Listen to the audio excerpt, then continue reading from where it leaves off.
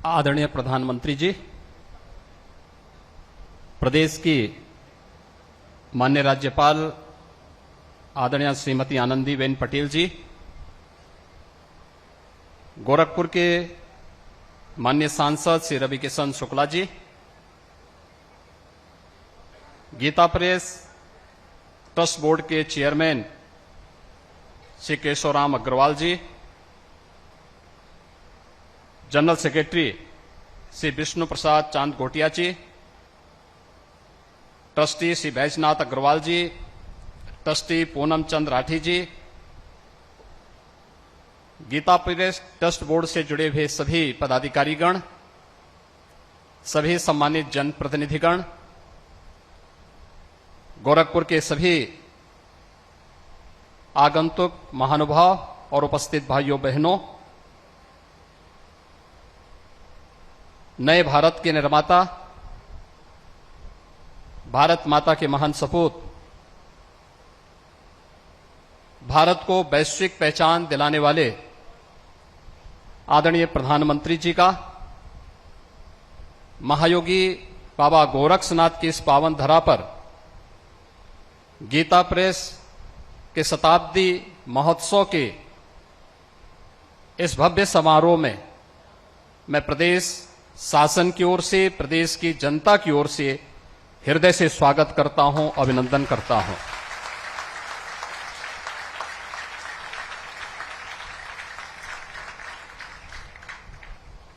भाइयों बहनों, हम सब ने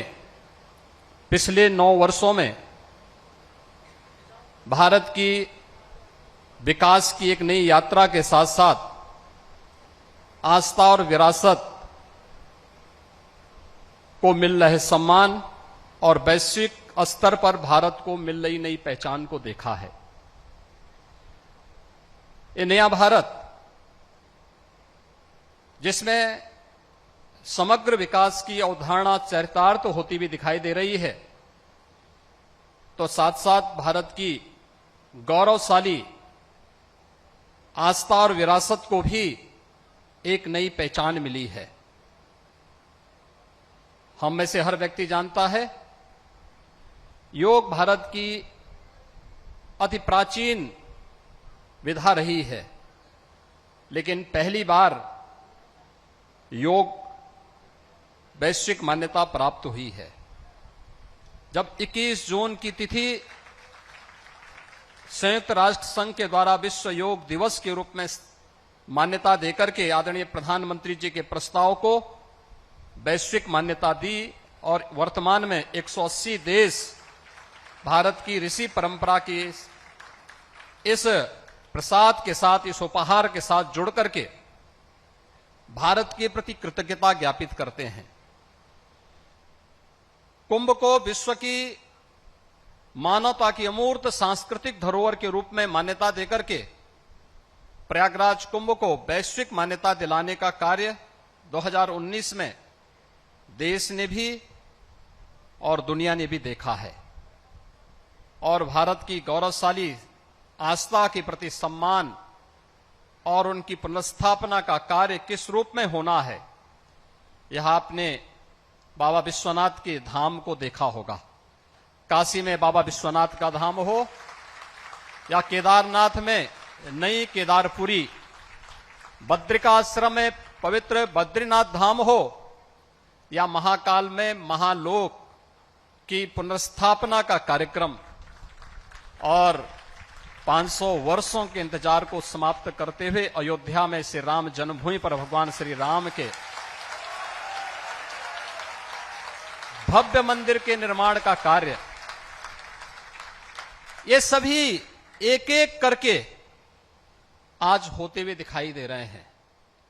गरीब कल्याण की योजनाएं जितना भारत के अंदर चल रही हैं, हुई हैं विगत 9 वर्ष में, आजादी के बाद कभी भी भारत के अंदर तो नहीं हुई, लेकिन दुनिया का कोई देश आज भी उस मात्रा में, उस पैमाने पर उन गरीब कल्याणकारी योजनाओं को आगे नहीं बढ़ा पाया है।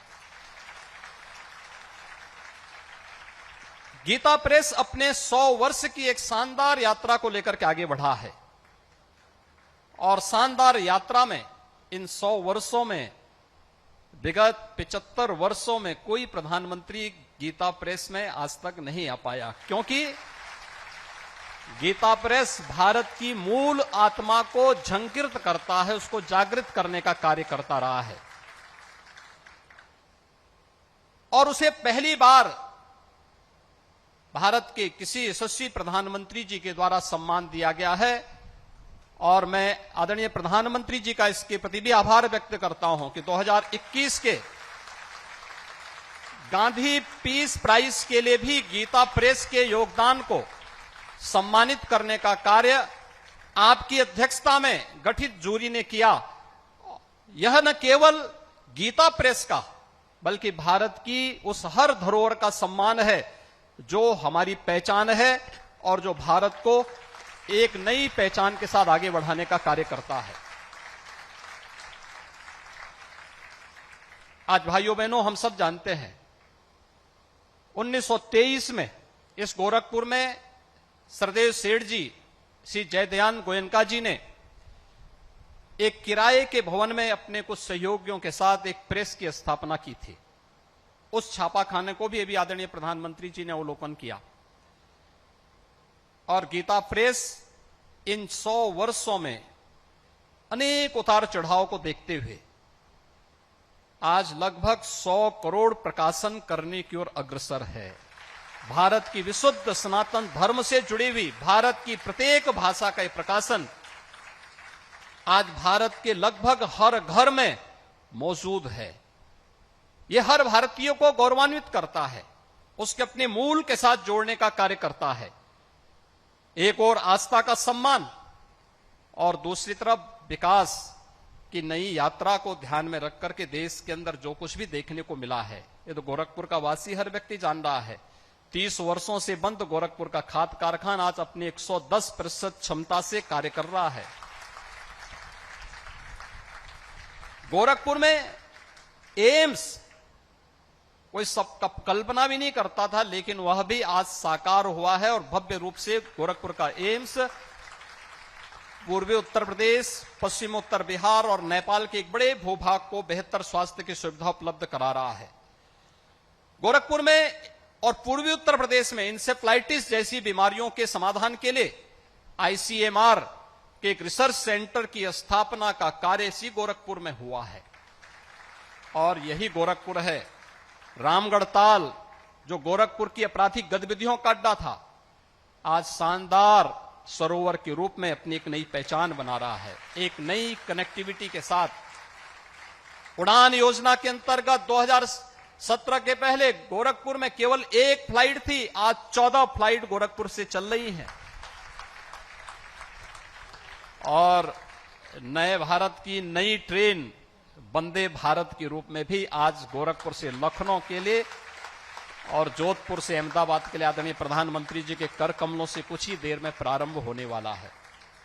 भाइयों बहनों, ये अद्भुत संगम और सचमुच ऐसे महानायक का इस अवसर पर स्वागत और अभिनंदन हर भारतवासी का सिर गौरव के साथ आगे बढ़ता है जब वैश्विक मंच पर भारत को मिलती हुई प्रतिष्ठा हम देखते हैं। पापुआ न्यू गिनी हो, फिजी हो, ऑस्ट्रेलिया हो या जापान हो या दुनिया के दादा के रूप में माने जाने वाले अमेरिका के अंदर प्रधानमंत्री जी की लोकप्रियता या दुनिया के किसी भी अन्य उस मंच पर या भारत के 140 करोड़ लोगों के सिर को गौरव के साथ आगे बढ़ाता है और हर भारतीय को आगे बढ़ने के लिए एक नई प्रेरणा भी प्रदान करता है। और इसीलिए तो श्रीमद् भगवद गीता में भगवान ने इस बात को कहा कि ददा चरित श्रेष्ठस तत्देवे तरो जना स यत प्रमाणम कुरुते लोकस तदनुवर्तते। श्रेष्ठ पुरुष जिस प्रकार का आचरण करता है अन्य लोग भी उस प्रकार का आचरण करने लगते हैं और जिस प्रकार का प्रमाण प्रस्तुत करता है वो अन्य लोगों के लिए यानी लोक के लिए भी वह एक नई प्रेरणा होती है। और आज ये नए भारत या नया भारत आदरणीय प्रधानमंत्री जी का अनुगामी बनकर के उनके मार्ग का अनुसरण करते हुए भारत को दुनिया की सबसे बड़ी ताकत के रूप में स्थापित करने के उनके संकल्पों के साथ कार्य कर रहा है।